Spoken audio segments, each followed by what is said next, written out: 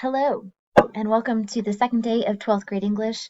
I made this video so that those of you who couldn't view our class or be in our class can see it, do the work, and then be done, and not have to worry about getting kicked in and out of our Zoom room.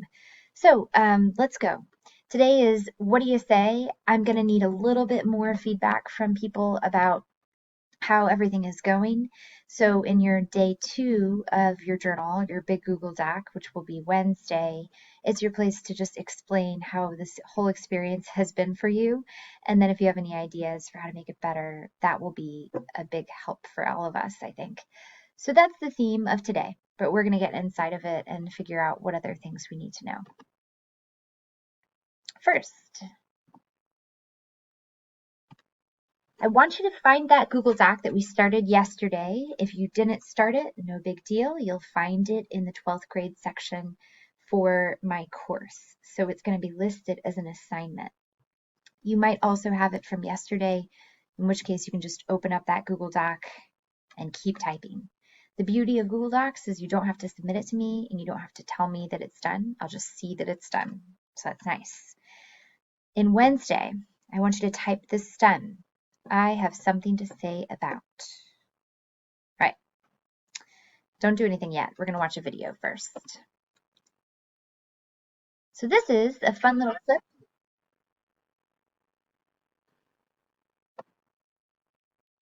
from, I guess it's Jimmy Kimmel, but it's a video that Snoop Dogg made of himself watching Planet Earth. So we're going to watch that.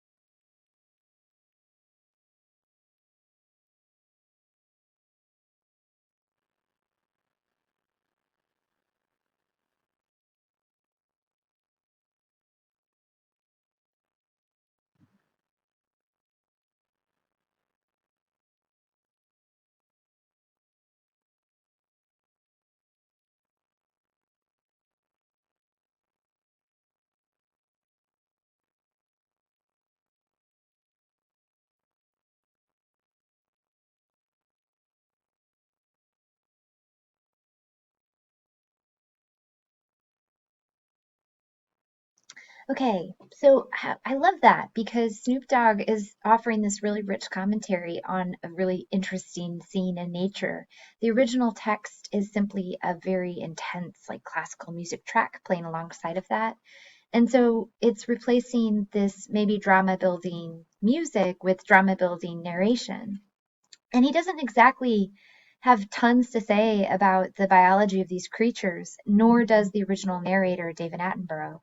Instead, it's just somebody offering their thoughts and in a way that's really entertaining. So, my whole point is you don't have to be an expert to have something to say.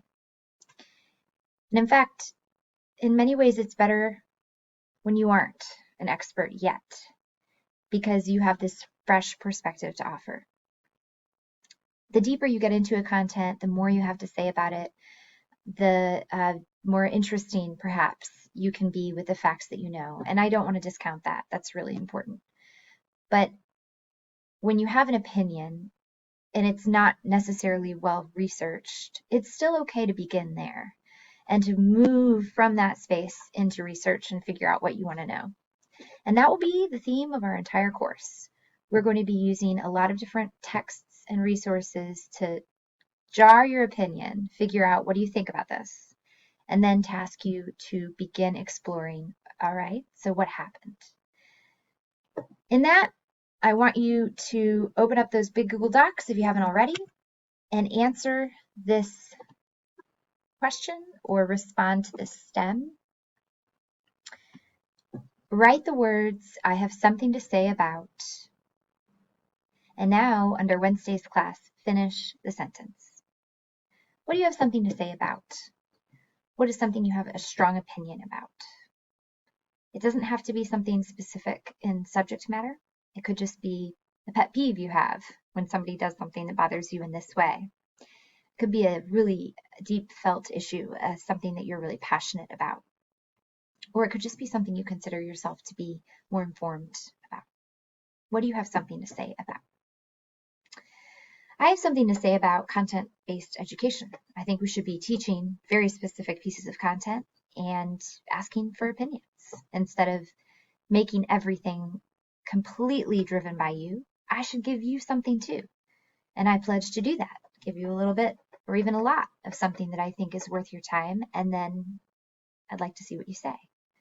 I have something to say about that.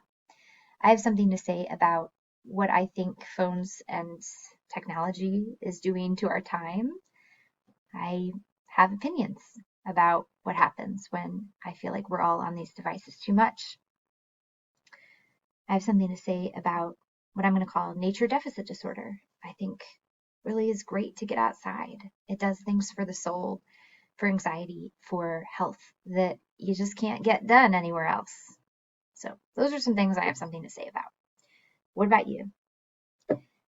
You can pause this video to complete it right now, or you can just know that that is part of your homework for tomorrow. And then in the same space under Wednesdays, I want you to go ahead and write the hardest part about Zoom is. And it doesn't have to be in the chat. Instead, use your Wednesday entry. It's okay if what you have to offer is I can't get on Zoom. That's the hardest part of Zoom. Actually, that's really helpful for me. So it's just a space where I'm going to start collecting information that helps me as a teacher make some decisions. So those are your entries for Wednesday. I have something to say about, and the hardest part of Zoom is. These will get progressively harder, but we want to start light and we want to make sure we're getting everybody on the same page to start the year. So at this point, you can just listen. I want to talk a little bit about how you can contact me and checking your own email. I've been really impressed with the level of communication so far from you 12th graders. Like it's basically like dealing with colleagues and adults. You've been really responsive and eager to be in touch with us. So I'm just going to encourage you to keep doing that. If you want help forwarding your personal email to your school email or vice versa, so you only have to check one email account, then let me know. I can help you with that. It's a simple setting on your Gmail accounts that will allow them to just kind of merge, or it will auto forward your school email to your personal email. But contacting me is something you should do whenever you have questions. When you don't need to contact me, you don't need to let us know if you're missing class. It's a strange sentence I never thought I'd say, but it's not necessary in this world. If you can't get on Zoom, just do the work and make sure the work is submitted, or at least in your Google Doc, and you're done. I understand that people aren't going to be able to come to class on a daily or weekly basis, but I don't really need you to tell me about it. And I hope that that is a real piece of freedom for you. I hope you hear that and go, oh, that's great. Like, I don't need to contact her every single time that I think I'm going to be late, or that Zoom kicks me out and then kicks me back in, or that I never made it in the first place. It's your time. If you can be there, that's awesome. We're going to build things together. And I think it will make your homework, when we get into more intense homework, easier if you were in class. But if you can't be there, you can't be there. And you can log on, see what the work was, try to finish it on your own. And then if you can't, ask questions. So that's my bit about contacting me. I don't want to dissuade you from contacting me. You should contact me if you have questions, but you don't need to contact me simply to tell me you won't be in the Zoom session, because I just understand completely why that might be the case. All right, moving on. We're going to tour Schoology really quick right here, and I'm going to bring that up on my screen. So we have Schoology courses up here at the top. Hopefully this is a screen that's really familiar to you by now. I know it's imperfect. There's lots of crashes that have already happened, but all the same, I have tried to organize our content there. So I'm just going to make sure you know where to find it. I'm going to click on one of my English sections. They're designed the exact same. So here is the Schoology page. At the very top, you have our Zoom link and our passcode. That will never change. You have our daily agenda. This will always be the most recent day on top. So this was today's class, for example. Then you move into this, weekly objectives, weekly content, and makeup work. And I want to open that up for you. This is a quick summary of everything we've done in a week's time. The most recent week will always be on top. It's going to be a quick little note about what dates we're looking at and what our introductions were for the week. What exactly did we do? And then we'll get into more granular detail where we list it day by day by day. So all this is the agenda, but the agenda for the week. And under each thing, I've linked it to the document that you'll need. So there's the Ben Franklin reading linked. And here's a document that you can use to link your response. The syllabus here on Wednesday is linked. So you could theoretically come to this document if you weren't in class and get everything from this page that we used without needing to go inside of any of the other folders. We just wanted a one-stop shop where everything was available to you at the touch of a button. So here it is. Then after that, we get into the more granular, I have to go back, one of the reasons I don't like Schoology, folders that are going to show you every single thing that we did in each day. So for today, we would click on, for example, day 2, materials and assignments.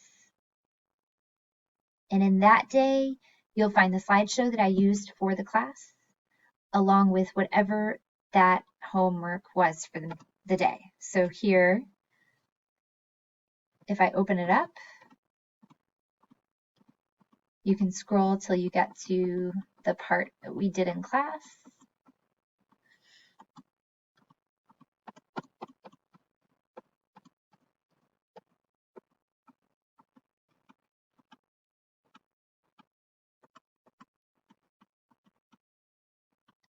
And you see these 2 assignments. I have something to say about, finish the sentence in your BGD, and the hardest part of Zoom is. So it's a quick way, I guess, to get everything you need if the video didn't do it for you. But the video that I record is an attempt for me to explain that to you. Over here, you've got your only assignment right now, the BGD, which is a daily assignment. And then if there are other major assessments, I'll post them here, but you'll learn about those from me along the way. They won't be surprises. We'll only have 2 or 3 major assignments per unit. So on a given day, the most important thing you can do is your daily BGD work. All right, so back to our slides. Talk about resilience. This is going to be the last bit of class. I've been so impressed, like I said already, with how you all are navigating this very interesting space. It's why I love working with young people. I think it's okay to complain and it's okay to be frustrated, but I've spent a little time with you and already that talk has been more optimistic, more solution oriented, and more positive than a lot of the talk I have with adults who want to wonder, well, what on earth is this going to be? How are we going to do this? It's as if young people aren't as concerned with those problems because you already know there's 1,000 different ways to do something right. And that is resilience, knowing that there's 15 ways to get through this problem. And you don't have to do it the right way, so long as you get through it a way. So I leave you with this video, Connor and Kaden meeting a challenge. It's wonderful, and I'd like you to watch it just for your own emotional health. See you later.